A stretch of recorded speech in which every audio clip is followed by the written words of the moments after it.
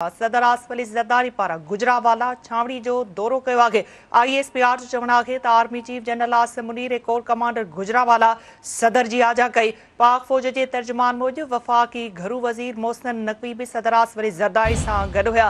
सदर आसिफ अली ज़रदारी तरफ़ां पाक फ़ौज जी महारत ऐं आला किरदार जी वाखाण कई वई आहे। सदर आसिफ अली ज़रदारी जो चवणु आहे त शहीदनि जूं क़ुर्बानियूं क़ौमी फ़ख़्र जो सबबु आहिनि। सदर जो चवणु आहे त धरती जा पुट पाकिस्तान जे दिफ़ा लाइ लोही भिति जियां बीठल रहिया। सदर आसिफ अली ज़रदारी पारां गुजरावाला छावनी जो दौरो कयो वियो आहे। ISPR जो चवणु आहे त army chief general Asim Munir ऐं कोर कमांडर गुजरावाला सदर जी आजा कई। पाक फ़ौज जे तर्जुमान मूजिब वफ़ाक़ी घरू वज़ीर मोहसिन नक़वी बि सदर आसिफ अली ज़रदारी सां गॾु हुआ।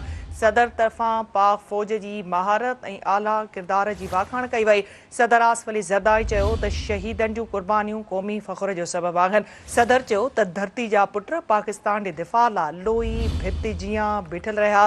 अहम ख़बर नाज़रीन ही अवां सां शेयर कयूं पिया। सदर आसिफ अली ज़रदारी पारां गुजरावाला छावनी जो दौरो कयो वियो आहे।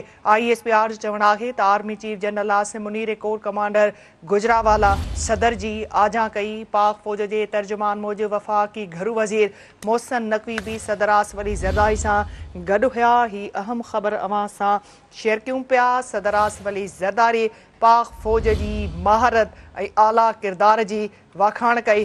सदर आसिफ अली ज़रदारी जो चवणु आहे त शहीदनि जूं क़ुर्बानियूं क़ौमी फ़ख़्र जो सबबु आहिनि। सदर आसिफ अली ज़रदारी जो चवणु आहे त धरतीअ जा पुट पाकिस्तान जे दिफ़ा लाइ लोही भिति जियां बीठल रहिया।